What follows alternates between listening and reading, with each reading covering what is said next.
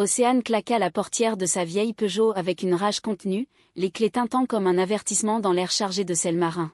« Elina, comment as-tu pu me mentir comme ça » hurla-t-elle, sa voix se brisant sur les rochers de la côte catalane. Elina, figée sous le soleil couchant de Barcelone, murmura, « C'était pour nous protéger, mais maintenant, tout est perdu. » Océane avait toujours aimé les moteurs. Ils étaient prévisibles, logiques, réparables. Contrairement aux cœurs humains, qui s'emballaient sans raison et se brisaient sans avertissement. À 26 ans, elle avait quitté la France pour s'installer en Espagne, fuyant un passé familial étouffant à Paris. Barcelone l'avait accueillie avec ses rues sinueuses, ses tapas odorantes et cette liberté qu'elle n'avait jamais connue. Elle travaillait dans un petit garage du quartier de Gracia, réparant des voitures avec une précision presque artistique. Ses mains, tachées d'huile, étaient son armure contre le monde. C'est là qu'elle avait rencontré Elina, un après-midi pluvieux. Elina, avec ses yeux sombres comme la nuit méditerranéenne et son sourire qui illuminait les ombres. Elle était venue pour une simple vidange, mais avait oublié son portefeuille. Océane, amusée par cette étourdie élégante, lui avait offert le service. « Revenez quand vous voulez » avait-elle dit avec un clin d'œil.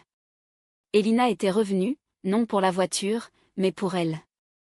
Leur histoire avait commencé comme un roman de Colette, des regards volés, des promenades le long de la Rambla, des baisers volés sous les arches de la Sagrada Familia.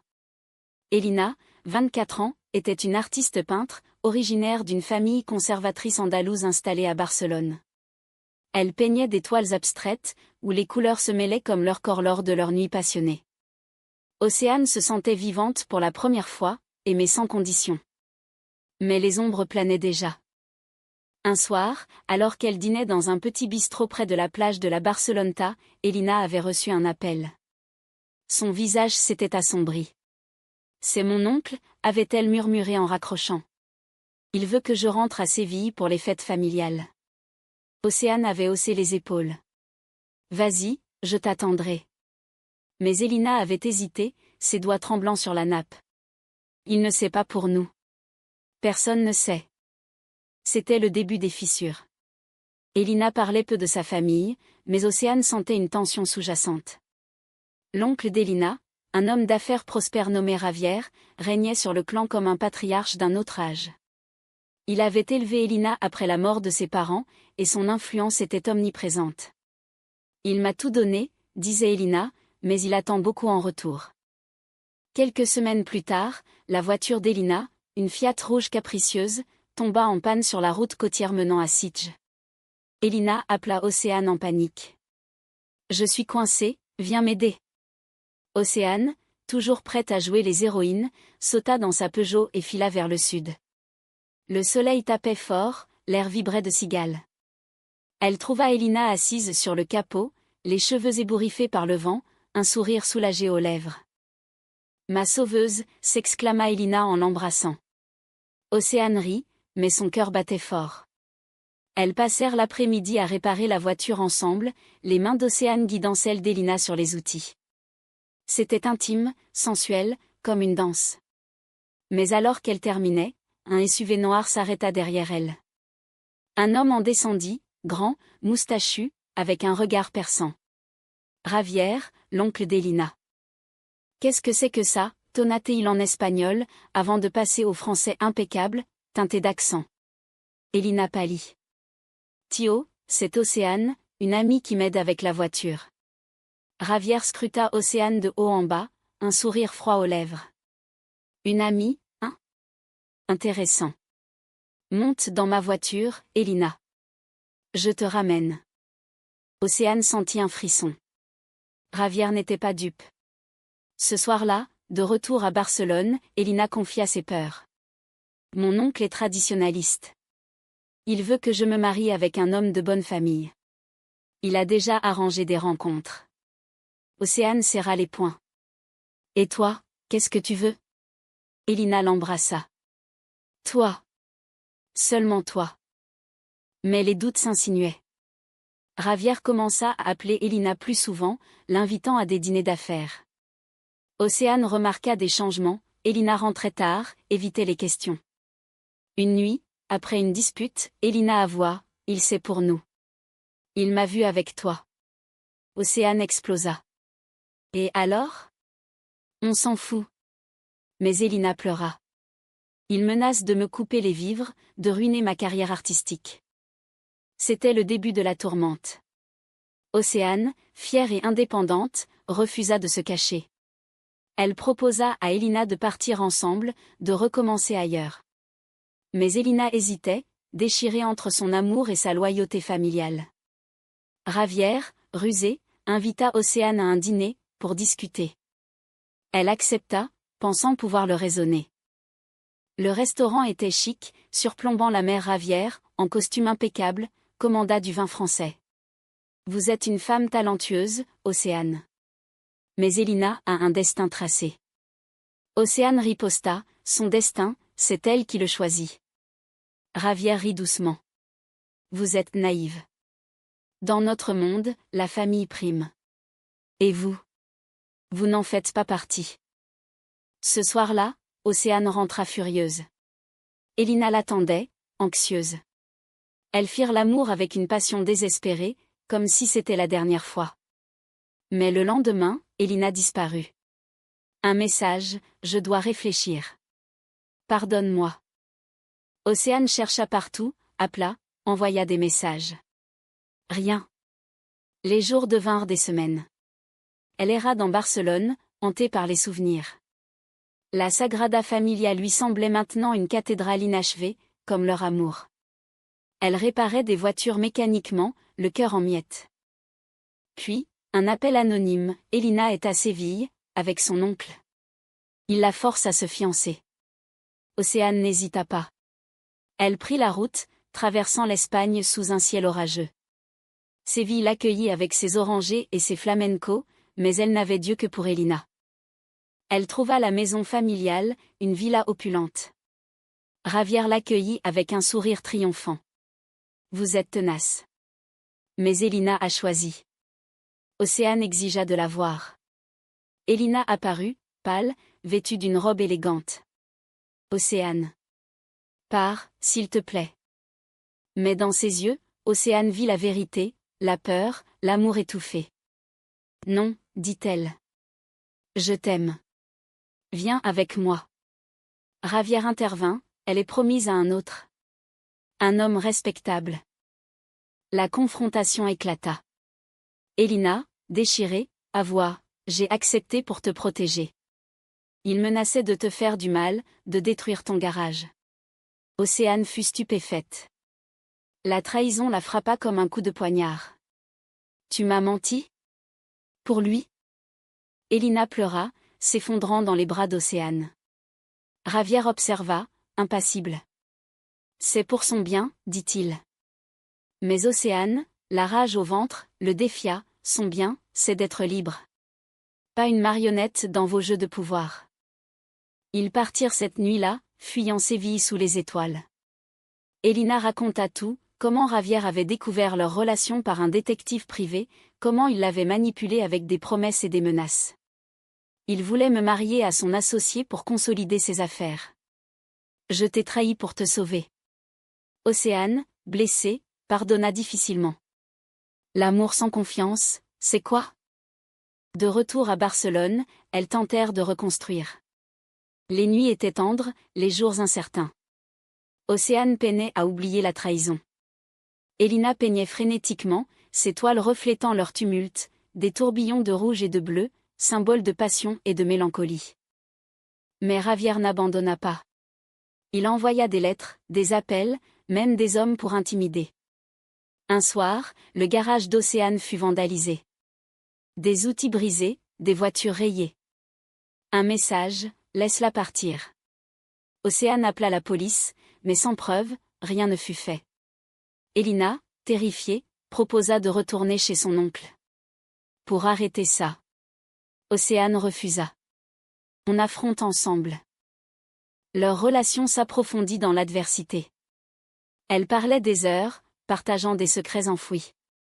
Océane confia son enfance parisienne, marquée par un père absent et une mère dépressive.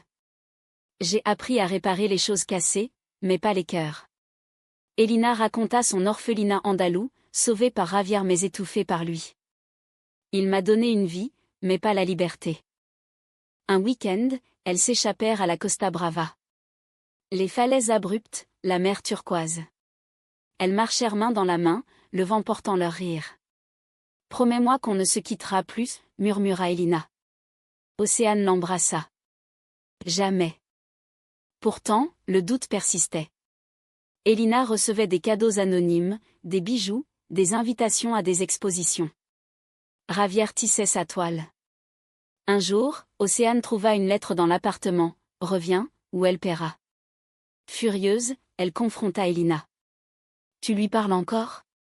Elina nia, mais ses yeux fuyants la trahirent. La dispute fut violente, verbale. « Tu joues double jeu », accusa Océane. Elina sanglota, « Non, je l'ignore. » C'est lui qui persiste. Océane partit en claquant la porte, errant dans les rues de Barcelone jusqu'à l'aube. Elle se réfugia chez une amie, une Française expatriée nommée Marie. « L'amour, c'est compliqué », dit Marie en servant du vin. Océane pleura, pour la première fois depuis des mois. Pendant ce temps, Elina affronta son oncle seule. Elle se rendit à Séville, déterminée à couper les ponts. Ravière l'accueillit avec un sourire paternaliste. « Ma nièce, enfin raisonnable. » Mais Elina explosa, « Je t'aime comme un père, mais je ne vivrai pas ta vie. Océane est mon choix. » Ravière rit. « Une femme ? C'est une phase. J'ai un fiancé pour toi, riche, influent. » Elina refusa.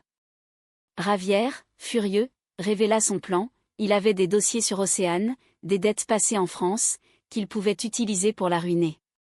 Choisis, elle ou ta liberté. Elina, le cœur brisé, feignit d'accepter. D'accord, mais donne-moi du temps. Elle rentra à Barcelone, trouva Océane au garage. Elles se réconcilièrent dans un baiser passionné, mais Elina garda le secret. Les jours suivants furent idylliques, promenade au parc Güell, dîner romantique. Océane sentait un changement, une urgence dans les gestes d'Elina. « Qu'est-ce qui te tracasse ?» Elina souriait, « Rien, juste l'amour. » Puis vint le haut trao. Ravière organisa une fête à Barcelone, invitant Elina et, sournoisement, Océane. C'était un piège. À la villa luxueuse, Elina fut présentée à son « fiancé », un homme charmant nommé Carlos. Océane, arrivée plus tard, vit la scène, Elina au bras de Carlos, riant poliment. La trahison la frappa de nouveau. Elle s'approcha, les yeux flamboyants. « Elina, qu'est-ce que ça veut dire ?» La salle se tut. Elina, pâle, murmura, « C'est pour nous. » Ravière intervint, « Mademoiselle, partez. » « Ceci ne vous concerne pas », Océane explosa, « Si, ça me concerne. » Elina m'aime. Le chaos s'ensuivit. Carlos, confus, s'éloigna. Les invités murmuraient. Elina, en larmes, avoua tout, le chantage, les menaces. « Je l'ai fait pour te protéger. » Océane, blessée mais compréhensive, la serra contre elle. « On affronte ensemble, remembé. » Ravière, furieux, les menaça, « Vous regretterez ça. » Mais Elina se tourna vers lui, « Non, Thio. C'est toi qui regretteras de m'avoir perdu. » Elles partirent main dans la main, laissant derrière elles le monde étriqué de Ravière. De retour chez elles, elles parlèrent jusqu'au matin. Océane pardonna, voyant la profondeur de l'amour d'Elina. La trahison venait de la peur, pas du cœur. Elina promit, plus de secrets. Mais Ravière n'en resta pas là. Il coupa les fonds d'Elina, ferma ses comptes. Elles durent lutter, Océane travailla plus, Elina vendit des toiles. Leur amour se forgea dans l'épreuve, plus fort, plus vrai. Un mois plus tard, une lettre arriva, Ravière, malade, demandait pardon. Elina hésita, mais Océane l'encouragea, la famille, c'est compliqué, mais l'amour guérit. Elina alla le voir. Ravière, affaiblie, admit ses erreurs. J'avais peur de te perdre. Mais je vois maintenant que l'amour n'a pas de genre. La réconciliation fut lente, mais sincère. Ravière, touché par la détermination d'Elina, accepta progressivement leur relation. Il offrit même de l'aide financière, qu'elles refusèrent poliment. On se débrouille, dit Océane. Elina sourit, ensemble. Leur vie reprit, enrichie par les épreuves. Océane ouvrit un atelier plus grand, Elina exposa ses toiles dans une galerie de Barcelone. Leurs amis, un mélange d'expatriés français et d'Espagnols libéraux, les soutenaient. Les nuits étaient remplies de rires, de caresses, de projets d'avenir. Pourtant, les cicatrices restaient. Océane se réveillait parfois en sueur, rêvant de trahison. Elina la serrait, « Je suis là. Pour toujours. » Elle voyageait, Madrid, Grenade, même un retour à Paris pour Océane. Là, elle confronta son passé, présentant Elina à sa mère.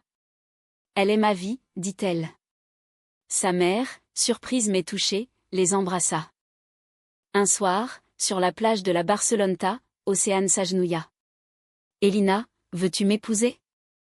Elina, les larmes aux yeux, accepta. Le mariage fut simple, sur la côte, avec des amis et Ravière, réconciliés. Il offrit une bague ancienne, pour ton bonheur. Mais le destin réserva une dernière épreuve. Ravière mourut subitement d'une crise cardiaque. Elina fut dévastée. Océane la soutint, organisant les funérailles. Dans son testament, Ravière légua une partie de sa fortune à Elina, avec une note, « Vie libre, ma nièce. Aime qui tu veux. » Ce legs changea leur vie. Elles achetèrent une maison près de la mer, transformant le garage en atelier d'art et de mécanique. Leur amour, forgé dans le feu, devint un exemple pour d'autres. Elles aidèrent des jeunes LGBT en difficulté, offrant un refuge. Les années passèrent. Océane, à 30 ans, regardait Elina peindre, le soleil filtrant par la fenêtre. « On a traversé l'enfer », murmura-t-elle. Elina posa son pinceau, et on en est sorti plus forte. Leur histoire, murmurée dans les cafés de Barcelone, inspirait. Une romance lesbienne, pleine de drame, d'émotion, de romance et d'humanité. Dans un monde souvent hostile, elles avaient trouvé la paix. Mais revenons au début, à cette réparation de voiture qui avait tout changé. Sans cette panne, sans cet oncle au plan machiavélique, leur amour aurait-il été aussi profond ? Peut-être pas. Les épreuves sculptent les âmes. Océane réparait toujours des moteurs, mais maintenant, elle réparait aussi des cœurs. Elina peignait des toiles vibrantes, où l'amour triomphait. Ensemble, elles incarnaient l'essence de la vie, passionnée, imprévisible, mais finalement, rédemptrice. Dans les rues de Barcelone, sous le ciel azur, deux femmes marchaient main dans la main. Leur histoire n'était pas finie, elle continuait, chapitre après chapitre, dans la douceur de l'existence partagée. Pourtant, un jour, un appel inattendu. Une cousine d'Elina, fuyant une situation similaire. Elles l'accueillirent, perpétuant le cycle de l'aide. Car l'humanité, c'est cela, tendre la main, pardonner, aimer sans borne.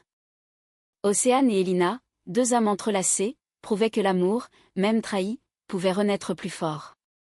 Dans l'Espagne ensoleillée, avec un parfum de France dans leur cœur, elles vivaient pleinement. La fin approchait, mais pas leur lien. Vieillissant ensemble, elles se remémoraient, la panne, la trahison, la rédemption. « Je t'aime », disait-elle chaque soir. Et le monde, un peu plus tolérant grâce à elles, tournait. Leur mariage fut un événement discret mais poignant, célébré sur une terrasse surplombant la Méditerranée. Des amis venus de France et d'Espagne applaudirent quand elles échangèrent leurs vœux. Dans la joie et la peine, « Je te choisis », murmura Océane. Elina répondit, « Pour l'éternité ».